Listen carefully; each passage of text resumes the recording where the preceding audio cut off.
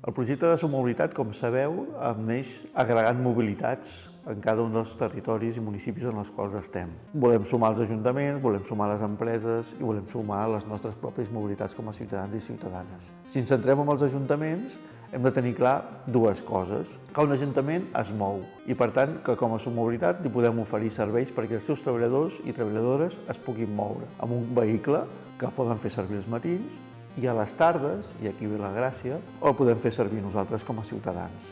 Combinar això en un municipi ens permet accelerar i, en definitiva, aconseguir que aquella roda que sempre hem parlat, de que quan comencem a moure'ns amb vehicles elèctrics compartits, anem sumant i al final, si comencem un vehicle, hem demostrat que és possible acabar amb 2 vehicles i a cap d'un any amb un tercer i anar sumant vehicles en un municipi.